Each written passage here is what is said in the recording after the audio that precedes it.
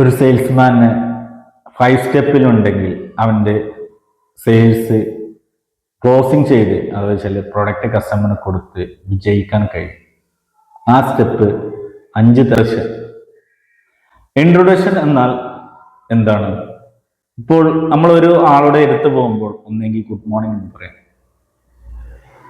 എന്നിട്ട് ഒന്ന് അഭിസംബോധന ചെയ്യുക, അല്ലെങ്കിൽ വിസിറ്റിംഗ് കാർഡ് കൊടുക്കുക. ഇതൊക്കെ ചെയ്യുന്ന ഇൻട്രൊഡക്ഷൻ. രണ്ടാമത് ഷോർട്ട് സ്റ്റോറി. നമ്മൾ ഏത് കമ്പനിയിൽ നിന്നാണ് വരുന്നത്, എന്താണ് ആവശ്യം, എന്ത് പ്രൊഡക്റ്റ് ആയിട്ടാണോ വരുന്നത്, ആ പ്രൊഡക്റ്റുകൾ ഏതൊക്കെ ഉണ്ടെന്ന് കാര്യങ്ങളൊക്കെ പറയാം. ഏത് തരം പ്രൊഡക്റ്റുകളാണ് എന്നൊക്കെ ഉള്ളത് അതിനെ കുറിച്ച് ഒരു ഷോർട്ട് സ്റ്റോറി പറയാം. 3 പ്രസന്റേഷൻ. നമ്മൾ ഈ പറയുന്ന കാര്യങ്ങൾ, ഈ പ്രൊഡക്റ്റ് 2 കൈകൊണ്ടും കസ്റ്റമറിന് കൊടുക്കുക. കാരണം വെച്ചാൽ ഇപ്പോൾ നമ്മൾ വിസിറ്റിംഗ് കാർഡ് കൊടുക്കുകയാണെങ്കിലും നിങ്ങൾ പല സമയത്തും കാണാം, ചിലവരൊക്കെ ചെയ്യുന്നതാണ് ഒറ്റ കൈ കൊണ്ട് വിസിറ്റിംഗ് കാർഡ് കൊടുക്കും. ഒരിക്കലും നിങ്ങൾ അങ്ങനെ കൊടുക്കരുത്.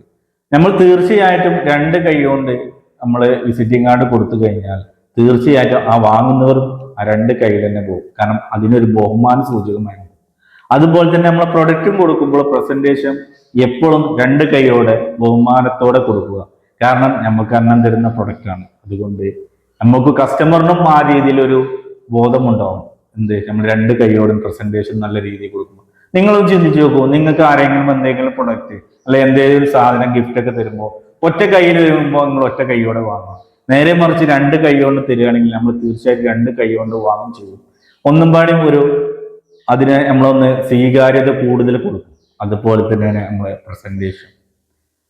3 പറഞ്ഞു. 4 ക്ലോസിങ്. കസ്റ്റമർ എപ്പോഴാണോ നല്ല പെർഫെക്റ്റിൽ നിൽക്കുന്നു, കറക്റ്റ് കണ്ണിങ് നമ്മൾ ക്ലോസ് ചെയ്താൽ മാത്രമേ നമുക്ക് ബിസിനസ് അതിൽ സക്സസ് ആയിട്ട് ക്ലോസ് ചെയ്യാൻ കഴിയുള്ളൂ. നമ്മൾ പ്രൊഡക്റ്റ് കാണിച്ചു കൊടുത്തിട്ട് അത് ക്ലോസ് ചെയ്തിട്ട് മാത്രമേ അടുത്ത പ്രൊഡക്റ്റിൽ പോകാൻ പറ്റുള്ളൂ. മറ്റേത് എൻ്റെ കയ്യിൽ ഇപ്പോൾ ഒരു 10-15 പ്രൊഡക്റ്റ് ഉണ്ട് കമ്പനിന്റെ.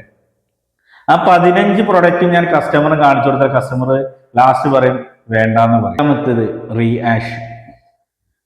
അതായത് 4 സ്റ്റെപ്പും കംപ്ലീറ്റ് ചെയ്ത് കഴിഞ്ഞു. പ്രൊഡക്റ്റ് സെയിൽ കഴിഞ്ഞു. പ്രൊഡക്റ്റ് കാണിച്ചു കൊടുത്തു, അതിന്റെ പ്രൈസും കാര്യങ്ങളൊക്കെ പറഞ്ഞു കൊടുത്തു, അത് ക്ലോസ് ചെയ്തു. അതായത് അതിന്റെ പേയ്മെന്റ് ഏകദേശം കൺഫേം ആയത് ബില്ല് കൊടുത്തു. രണ്ടാമത്തെ നമ്മളുടെ പ്രൊഡക്റ്റ് എന്താണോ ഉള്ളത് അത് കാണിച്ചു കൊടുത്ത് പിച്ച് ചെയ്തിട്ട് നമ്മൾ സെയിൽ ചെയ്യുക. ഈ 4 സ്റ്റെപ്പും എല്ലാവരും ജീവിതത്തിൽ, അതായത് ഒരു സെയിൽസിൽ രീതിയിൽ പോവുകയാണെങ്കിൽ അവന് നിർബന്ധമായി ആ കസ്റ്റമർ എടുക്കുകയും ചെയ്യും.